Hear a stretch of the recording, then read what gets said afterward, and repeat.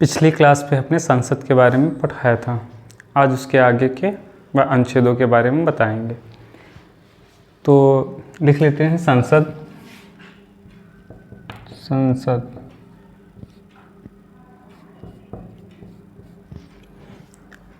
संविधान के भाग 5 में, भाग 5 कहाँ से कहाँ तक है? 52 से 151 तक। अध्याय 2 में सांसद का उल्लेख किया गया है। जो अध्याय 2 है उसमें 79 से 122 तक अनुच्छेद आते हैं। तो हमने 79 अनुच्छेद के बारे में बताया था कल, और आज आपको बताएंगे अनुच्छेद 80 के बारे में। अनुच्छेद 80। तो इसमें राज्यसभा की संरचना के बारे में उल्लेख किया गया है। अनुच्छेद 80 में राज्यसभा की संरचना के बारे में उल्लेख किया गया है।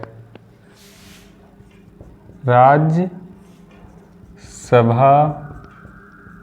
की संरचना। तो जो राज्यसभा है उसमें सीटें 250 निर्धारित की गई हैं संविधान में, जिसमें 238 सदस्य राज्यों और संघ राज्य क्षेत्रों से अप्रत्यक्ष रूप से निर्वाचित होते हैं और 12 सदस्य राष्ट्रपति द्वारा मनोनीत किए जाते हैं। तो राज्यसभा में सीटें, राज्यसभा में सीटें या सदस्य कितने हैं? 250, जिसमें से 238 सदस्य राज्य व संघ राज्य क्षेत्रों से अप्रत्यक्ष रूप से निर्वाचित किए गए हैं। 238 सदस्य राज्यों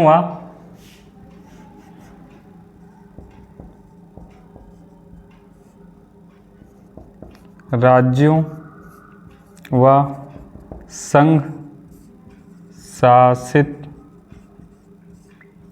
प्रदेशों। तो इसमें दोनों की संख्या है, राज्यों की भी है और संघ शासित क्षेत्रों की है। संघ शासित प्रदेशों से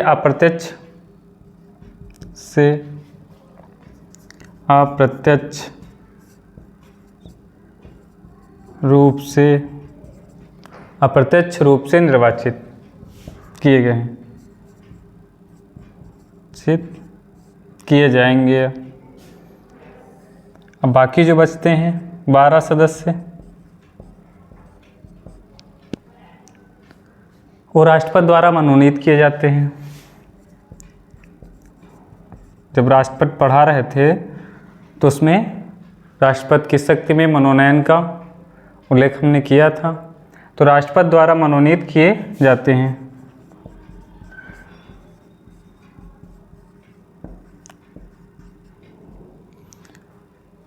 साहित्य, कला आदि क्षेत्रों से जो विशेष योग्यता रखते हैं उनको राष्ट्रपति द्वारा 12 सदस्यों को राज्यसभा में मनोनीत किया जाता है। अब वर्तमान स्थिति क्या है? ये तो हो गई संविधान में। तो वर्तमान में कितने सदस्य हैं राज्यसभा सदस्य? 245 राज्यसभा सदस्य 245, या कह सकते हो अधिकतम सीटें कितनी होंगी? 250, और जिसमें से 238 सदस्य राज्य व संघ शासित प्रदेशों से अप्रत्यक्ष रूप से निर्वाचित होंगे और 12 सदस्य राष्ट्रपति द्वारा मनोनीत किए जाएंगे। लेकिन वर्तमान में कितने सदस्य हैं? 245 हैं। राज्यसभा की कितनी सीटें हैं? 245, जिसमें से 225 सदस्य राज्यों का प्रतिनिधित्व करते हैं। राज्यों का प्रतिनिधित्व करते हैं। राज्यों का प्रतिनिधित्व करते हैं। कितने? 225 सदस्य, और 8 संघ राज्य क्षेत्रों का प्रतिनिधित्व करते हैं। 8 संघ राज्य क्षेत्रों का प्रतिनिधित्व करते हैं। इसमें भी 12 सदस्य राष्ट्रपति द्वारा मनोनीत हैं।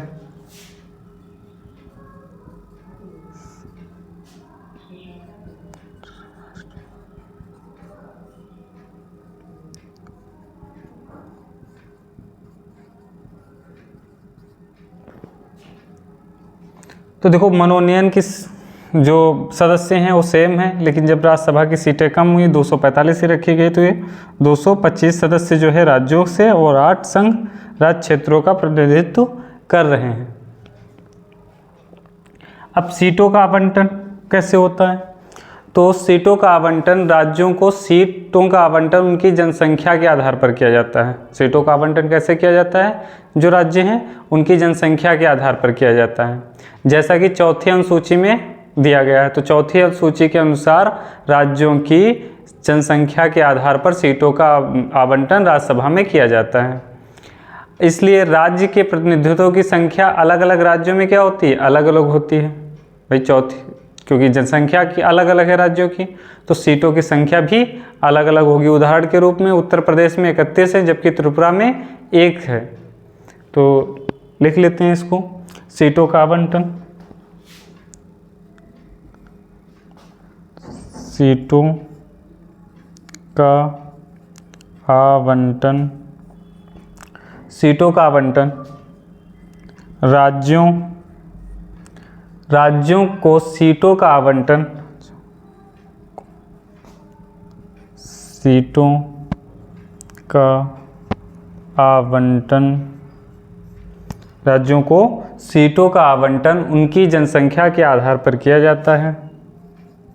उनकी जनसंख्या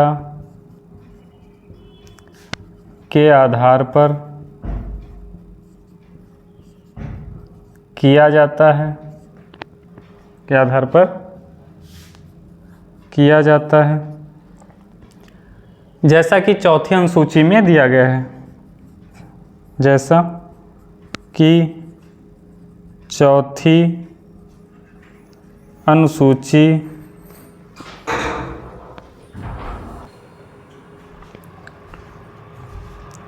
तो जैसा कि चौथी अनुसूची में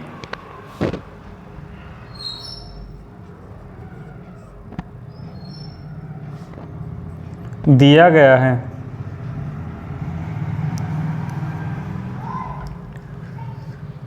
तो चौथी अनुसूची में इसका उल्लेख किया गया है। इसलिए राज्यों के प्रतिनिधियों की संख्या, इसलिए राज्यों में प्रतिनिधियों की संख्या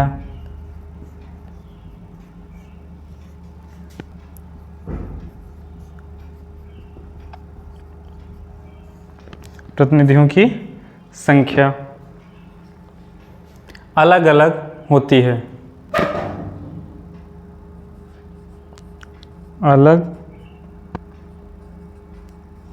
अलग होती है। उदाहरण, उत्तर प्रदेश में कितनी है? 31। अन्य भी राज्य हैं, तो उत्तर प्रदेश में 31 और त्रिपुरा में 1।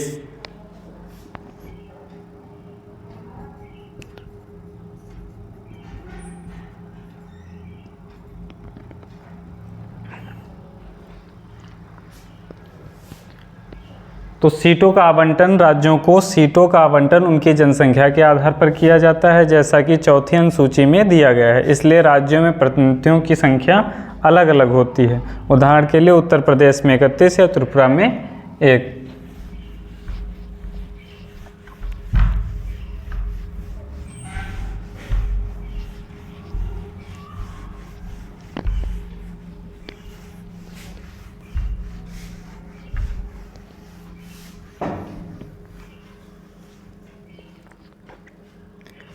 अब अमेरिका जो है उसमें सीनेट होता है, राज्यों का प्रतिनिधित्व बराबर होता है। अमेरिका में जो सीनेट है, उच्च सदन है, उसमें प्रतिनिधियों की संख्या क्या होती है, बराबर होती है। अमेरिका सीनेट में कुल 100 सीटें हैं, जिसमें प्रत्येक राज्य को 2 सीटें, यानी 50 स्टेट हैं, वहाँ राज्य हैं, और उसमें सबको 2-2 सीटें मिली हैं बराबर बराबर। तो लिख लेते हैं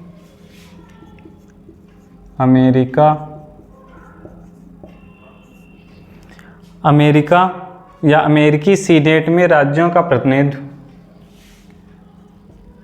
सीनेट में राज्यों का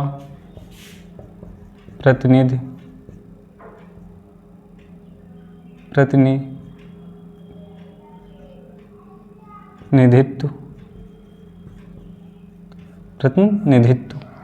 अमेरिकी सीनेट में राज्यों का प्रतिनिधित्व या प्रतिनिधियों की संख्या बराबर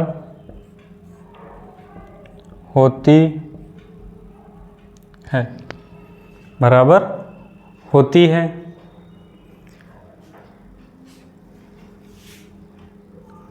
सीनेट में सदस्यों की संख्या 100 है। अमेरिकी सीनेट में सदस्यों की संख्या कितनी है, या सीटों की संख्या कितनी है, 100 है, तथा प्रत्येक राज्य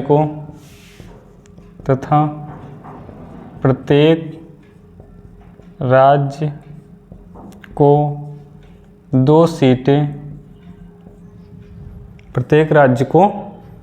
सीटें प्राप्त हैं।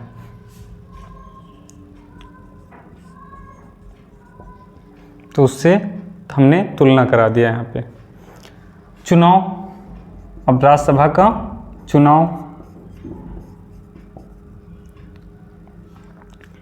तो जो चुनाव है इसमें राज्यों का प्रतिनिधित्व करने वाले सदस्यों का चुनाव राज्य विधानसभाओं के निर्वाचित सदस्यों द्वारा अनुपातिक प्रतिनिधित्व प्रणाली के माध्यम से किया जाता है, एकल संक्रमणीय मत पद्धति द्वारा। तो चुनाव कैसे होता है, राज्यों का प्रतिनिधित्व करने वाले सदस्यों का जो चुनाव है वो विधानसभाओं के निर्वाचित सदस्य, जो राज्यों में विधानसभाएं हैं उनके निर्वाचित सदस्यों द्वारा अनुपातिक प्रतिनिधित्व के माध्यम से होता है। जो संघ शासित क्षेत्र हैं उसमें एक निर्वाचक मंडल होता है, उसके माध्यम से नहीं वहाँ के सदस्यों का चुनाव होता है। तो राज्यों का प्रतिनिधित्व करने वाले, लिख लेते हैं राज्यों का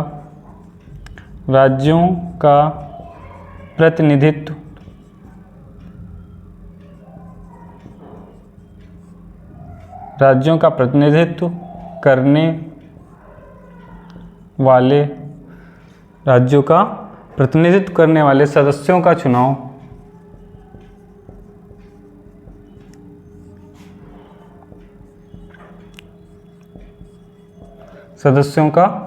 चुनाव राज्य विधानसभाओं के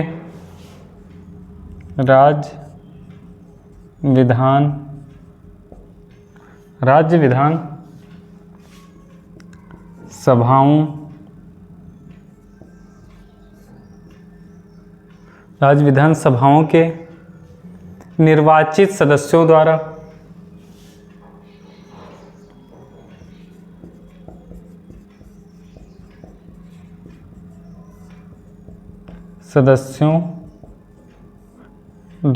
निर्वाचित सदस्यों द्वारा राज्य विधानसभाओं के निर्वाचित सदस्यों द्वारा अनुपातिक प्रतिनिधित्व के माध्यम से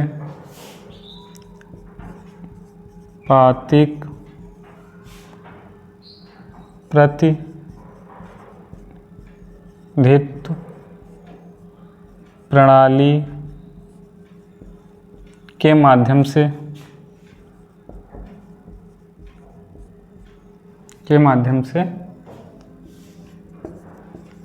होता है। तो राज्यों का चुनाव जो है, राज्यसभा का चुनाव है उसमें सदस्यों का, और राज्यों का प्रतिनिधित्व करने वाले सदस्यों का चुनाव राज्य विधानसभाओं के निर्वाचित सदस्यों द्वारा अनुपातिक प्रतिनिधित्व प्रणाली के माध्यम से किया जाता है। जो राज्यों में विधानसभाएं हैं उनमें अनुपातिक प्रणाली के माध्यम से उसमें राज्यसभा में चुनाव किया जाता है। अब जो है संघ राज्य क्षेत्रों में जो तुम्हारे दे रखे हैं, अगला पॉइंट है 8 संघ राज्य क्षेत्र हैं भारत में, तो उसमें से सिर्फ 3 दिल्ली, पांडिचेरी और जम्मू कश्मीर के प्रतिनिधित्व राज्यसभा में हैं, बाकी 5 के नहीं हैं। क्यों नहीं हैं? क्योंकि वहाँ जनसंख्या, सबकी तुलना में जनसंख्या बहुत कम है, इसलिए उनको अलग से प्रतिनिधित्व राज्यसभा में नहीं दिया गया है। तो लिख लेते हैं 8 संघ शासित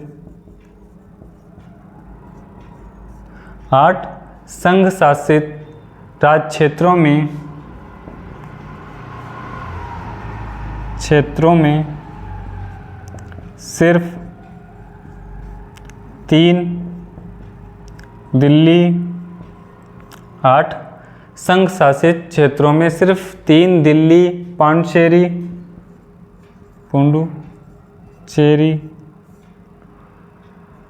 दिल्ली, पांडिचेरी और जम्मू कश्मीर।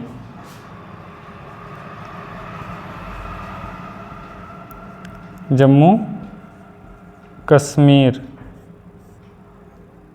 और कश्मीर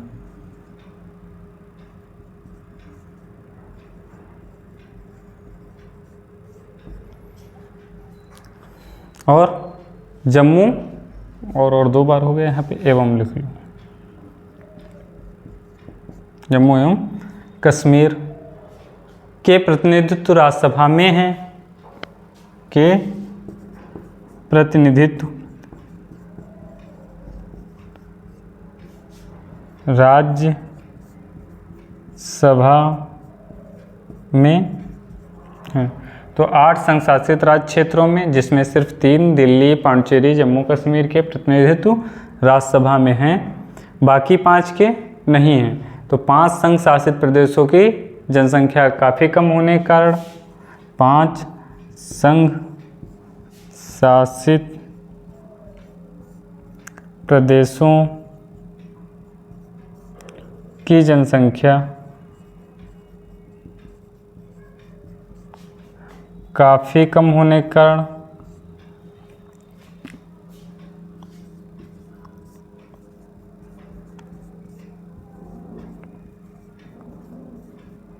अलग से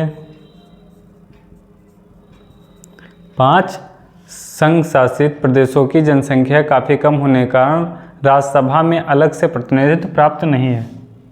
राज्यसभा में अलग से प्रतिनिधित्व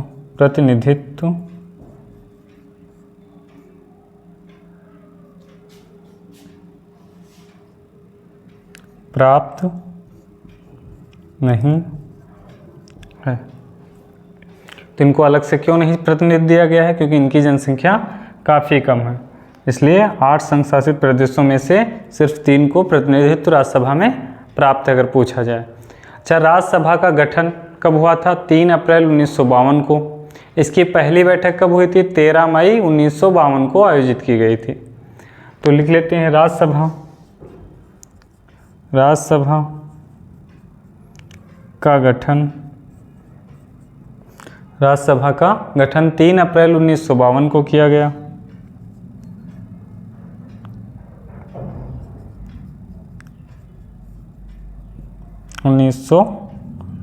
को किया गया।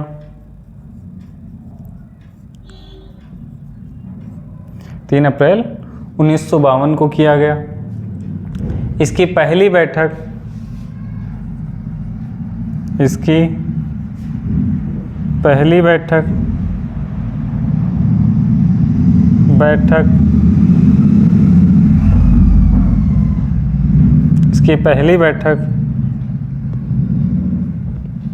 इसकी पहली बैठक कब हुई थी?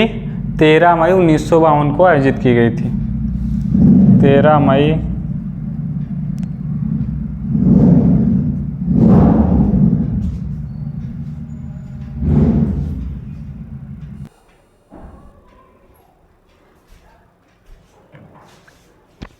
इसकी पहली बैठक 13 मई 1952 को आयोजित की गई थी। तो राज्यसभा का गठन 3 अप्रैल 1952 को किया गया था। इसकी पहली बैठक 13 मई 1952 को आयोजित की गई थी। अब अगला पॉइंट, राज्यसभा की अवधि। राज्यसभा की अवधि अनुच्छेद 83 यानी 83। तो अच्छा, इस अनुच्छेदों में जो अब आगे राज्यसभा की अवधि है, तो ये लोकसभा की अवधि के बारे में भी एक ही अनुच्छेदों में, शक्तियों के बारे में, उनके अन्य कार्यों के बारे में लगभग एक ही अनुच्छेद में दिए गए हैं। समान है दोनों के, इसलिए अलग अलग ना पढ़ के उनको साथ साथ में पढ़ेंगे, जिससे टाइम की बचत भी होगी और समझ में भी अच्छे से आएगा एक दूसरे के कंपेयर कराने में। तो राज्यसभा की अवधि अनुच्छेद 83 के अंतर्गत है। अनुच्छेद 83 में राज्यसभा की अवधि के बारे में बताया गया है। तो राज्यसभा एक अस्थायी सदन है, इसका विघटन नहीं होता है, लेकिन इसके 1/3 सदस्य प्रत्येक दूसरे वर्ष सेवानिवृत्त हो जाते हैं। तो लिख लेते हैं, राज्यसभा एक अस्थायी सदन है, ये हमने पहले भी बता दिया। राज्यसभा एक अस्थायी सदन है। राज्यसभा एक अस्थायी सदन है, इसका विघटन नहीं होता है, इसका विघटन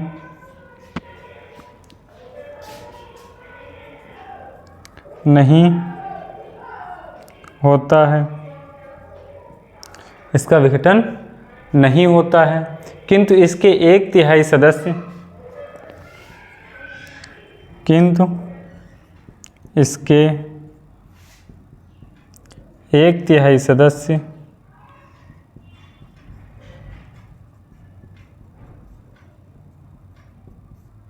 प्रत्येक दूसरे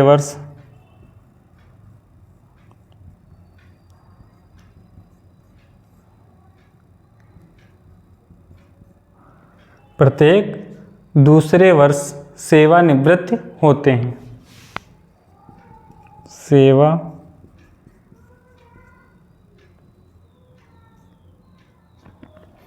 सेवानिवृत्त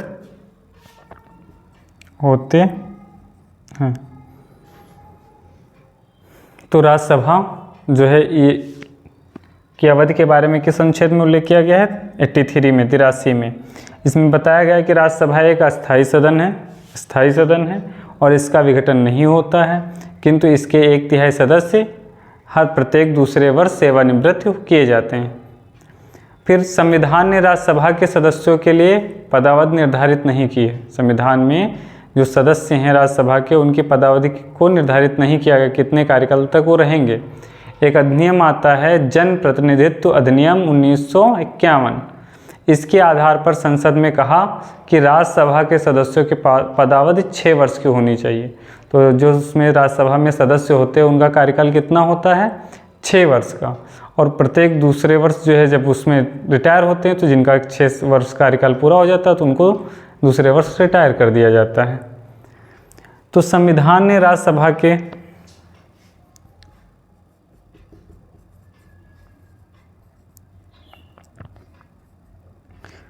जो पहली गठित हुई थी राज्यसभा, तो उसमें क्या किया गया था, उसको राष्ट्रपति को अधिकार मिला था कि उनकी अवधि को कम किया जाए, ताकि जो है प्रत्येक लॉटरी के माध्यम से, ताकि वो प्रत्येक दूसरे वर्ष उनकी अवधि रिटायरमेंट की जा सके।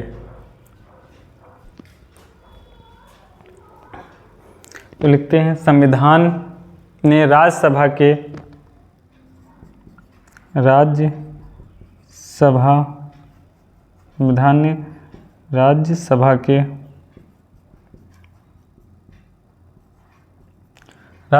सदस्यों के लिए पदावधि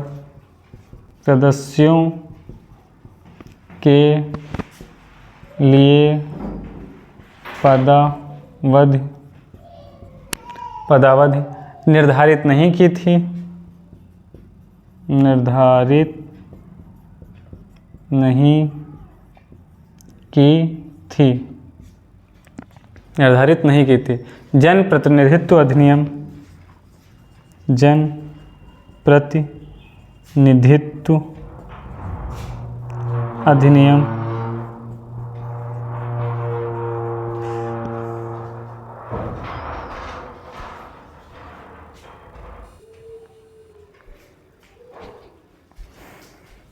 तो जन प्रतिनिधित्व अधिनियम 1951, जन प्रतिनिधित्व अधिनियम 1951 के आधार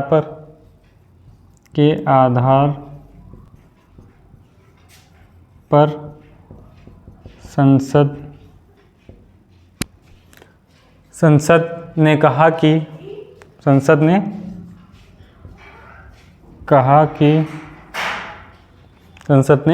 कहा कि राज्यसभा के सदस्यों की पदावधि, राज्यसभा के सदस्यों की पदावधि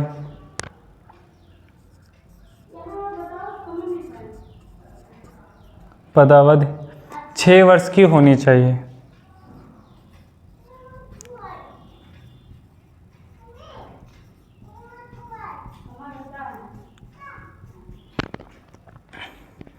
तो संविधान ने राज्यसभा के सदस्यों के लिए पदावधि निर्धारित नहीं की गई थी। जनप्रतिनिधि अधिनियम के माध्यम से 1951 के आधार पर संसद ने कहा कि राज्यसभा के सदस्यों का कार्यकाल कितना होना चाहिए, 6 वर्ष का होना चाहिए। इसी में जनप्रतिनिधित्व अधिनियम ये अधिकार दिया था राष्ट्रपति को कि जो है वो पहले जो राज्यसभा है उसकी अवधि को घटा सकता, सदस्यों की अवधि को घटा कर सकता है लॉटरी के माध्यम से, ताकि 1/3 सदस्य दूसरे वर्ष रिटायर किया जाए या सेवानिवृत्त किए जा सकें।